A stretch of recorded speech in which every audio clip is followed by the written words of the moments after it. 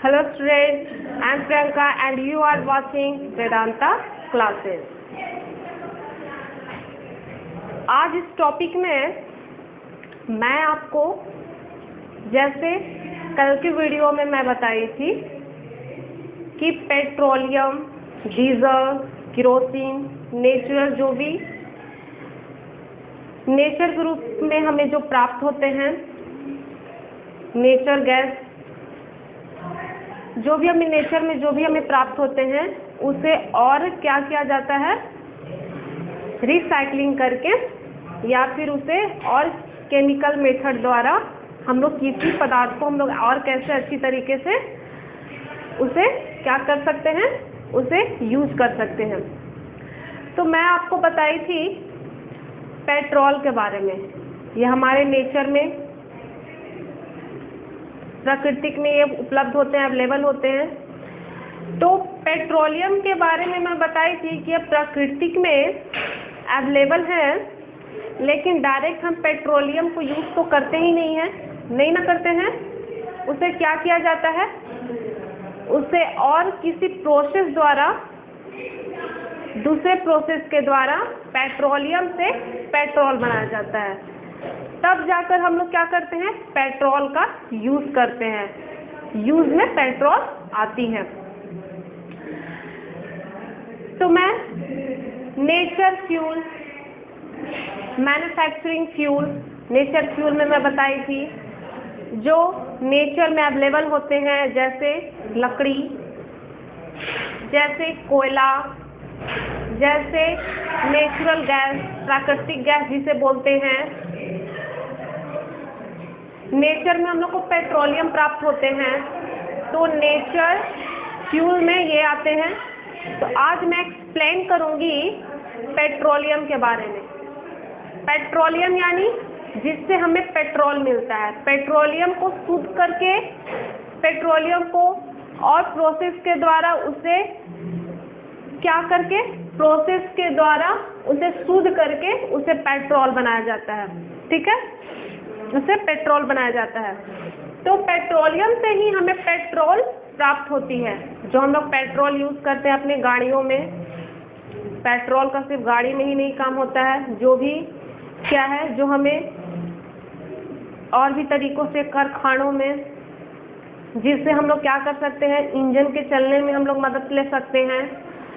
Petrol ऐसा चीज है जो फ्यूल है, तो फ्यूल का जहाँ जहाँ काम होगा तो पेट्रोल का यूज होगा ही। तो मैं आज तो पेट्रोलियम के बारे में बता चुकी हूँ। ये नेचर में पहले से ही अवेलेबल होते हैं। ये प्राकृतिक के क्या है, एक उदाहरण के रूप में, एक नेचर के रूप में क्या होते हैं, ये अवेलेबल होते हैं। लेकिन इनसे सिर्फ डायरेक्टली हम पेट्रोलियम से हम लोग पेट्रोल यूज नहीं कर सकते हैं। इसे रिफाइन द्वारा, किसी प्रोसेस, केमिकल प्रोसेस द्वारा, ठीक है, केमिकल प्रोसेस के द्वारा इसे क्या किया जाता है, इसे शुद्ध किया जाता है और फिर इसे पेट्रोल बनाया जाता है। तो मैं what means of petroleum, petroleum के बारे में मैं बता चुकी हूँ कि पेट्रोलियम क्या है।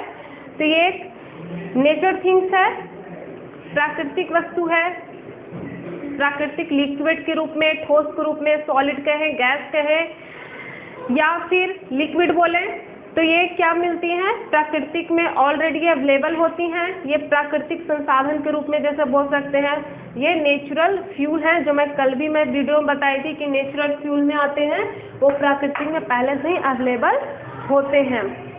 तो इसे पेट्रोलियम से हम लोग पेट्रोल कैसे बना सकते हैं, उसके बारे में मैं आपको एक्सप्लेन करती हूँ। आखिर पेट्रोलियम को तो हम डायरेक्टली हम यूज अपने इंजनों में करते नहीं हैं, या और जो भी काम होता है पेट्रोल का कल कारखानों में काम होता है, या फिर और जैसे इंजन जहाँ चलते हैं, जहाँ पेट्रोल का काम होता है, तो डायरेक्टली हम पेट्रोलियम तो यूज नहीं करते, पेट्रोल यूज करते हैं ना।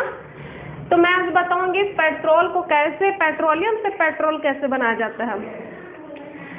तो है बर्जियस मेथड प्रोसेस। बर्जियस मेथड प्रोसेस से पेट्रोलियम से पेट्रोल हमें प्राप्त होंगी।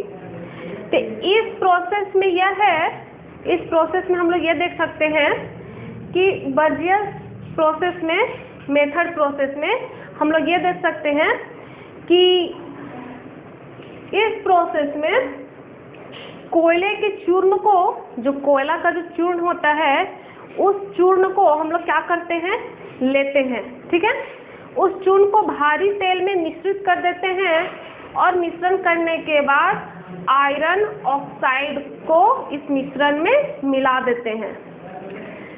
कोयले के चूर्ण, भारी तेल और आयरन ऑक्साइड, ये तीनों मिश्रण को जब मिल जाते हैं तो मिलने के बाद इनमें कुछ परिवर्तन किया जाता है। परिवर्तन यानी वायुमंडलीय दाब इन पर दिया जाता है। कितना डिग्री सेल्सियस तक?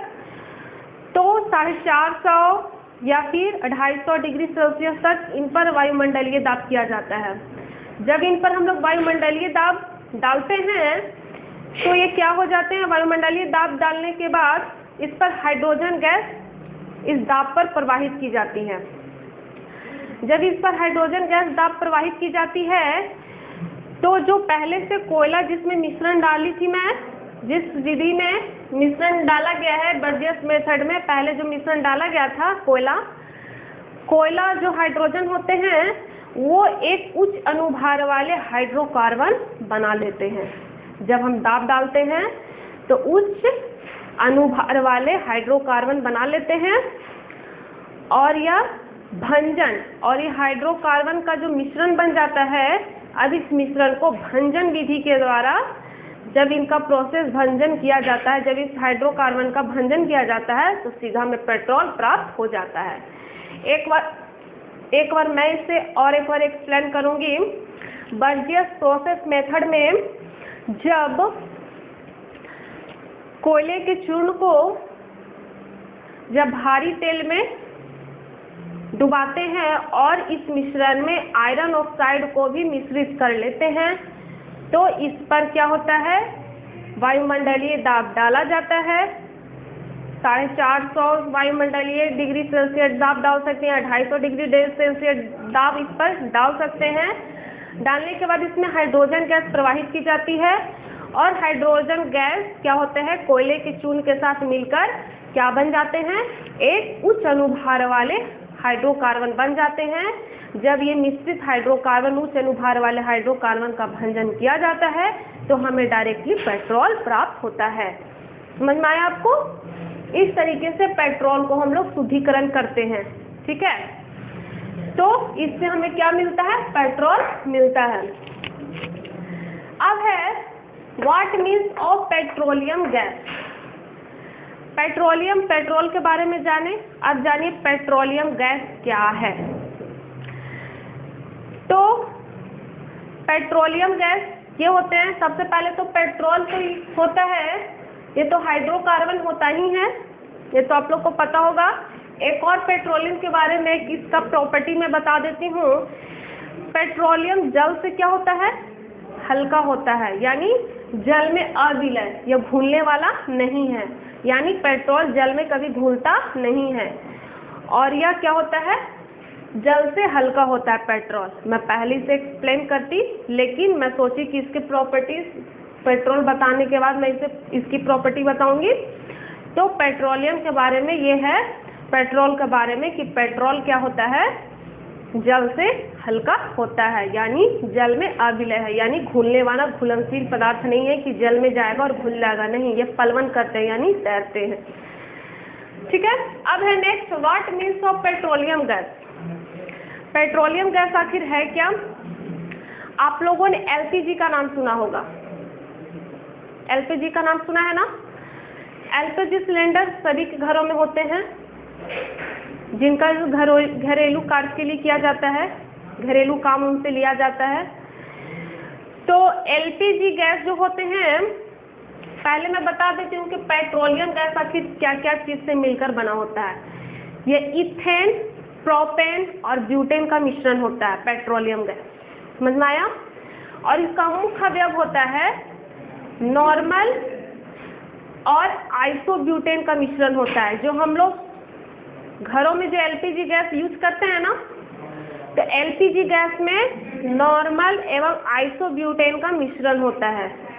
इस पर जब दाब डालते हैं ना तो ये लिक्विड लिक्विड के रूप में द्रवीभूत हो जाते हैं। लिक्विड के रूप में मतलब द्रवीभूत होना ही लिक्विड कहलाता है। ये द्रवीभूत हो जाते हैं दाब डालने पर। वायुमंडलीय दाब जब नॉर्मल एवं आइसोब्यूटेन पर जब वायुमंडलीय दाब डाला जाता है तो वह द्रवीभूत हो जाते हैं और फिर ये जब हवा के संपर्क में आते हैं तो वह गैस के रूप में ले लेते हैं। आप लोग को ये बात मैं एक और बात बता देती हूँ कि जो हम लोग एलपीजी गैस जो हम लोग यूज़ करते हैं वो जब हमारे सिलेंडर में होती हैं तो वो लिक्विड के रूप में होती हैं। लिक्विड अब मैं बताई कि क्यों होते हैं, क्योंकि इन पर वायुमंडलीय दाब डालकर इनको सिलेंडर में भरा जाता है। जब नॉर्मल एवं आइसोब्यूटेन को वायुमंडलीय दाब डाला जाता है तो वह लिक्विड बन जाती है और उसी लिक्विड को हम लोग सिलेंडर में डालते हैं।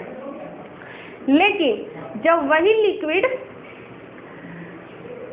नॉर्मल एवं आइसोब्यूटेन का वही लिक्विड जब हवा से संपर्क करता है तो वह गैस में बदल जाता है। यानी जब तक सिलेंडर में है तब तक वो क्या है लिक्विड है, और जब भी हवा से थोड़ा सा भी संपर्क होता है तो वो गैस रूप में हो जाता है। और इसमें गंध होती नहीं है, इसमें गंध डाली जाती है। एलपीजी गैस में गंध डाली जाती है क्योंकि खतरे से बचा जा सके। यानी आप लोग कभी देखे होंगे कि जब भी थोड़ा सा गैस जब सिलेंडर में रहता है तो वो भारी लगते हैं ना, तो वो लिक्विड जब तक वो सिलेंडर के अंदर होते हैं एलपीजी तो वो भारी होते हैं। भारी क्यों होते हैं? क्योंकि वो लिक्विड के रूप में होते हैं। लेकिन जैसे ही थोड़ा सा लीक वो गैस करता है तो वो क्या होने लगता है, गैस के रूप में हम लोग उसे देखते हैं ना। और उसमें गंध होती नहीं है, उसमें गंध डाली जाती है, एक विशेष प्रकार की गंध उसमें डाली जाती है। क्योंकि अगर कभी दुर्घटनावश अगर कभी कदाल क्या होता है, कभी लीक करता है सिलेंडर, तो अगर उसमें गंध नहीं होगी तो पता नहीं चलेगा और दुर्घटनावश कभी दुर्घटना घट जाएगी और बहुत क्षति होगी, सभी को क्षति होगी। तो इसलिए मैं एलपीजी के बारे में आज बताई और पेट्रोलियम से पेट्रोल कैसे प्राप्त होता है उसके बारे में मैं बताई।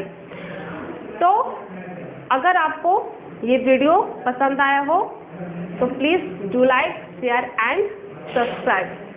जिसे and stay home. Thank you.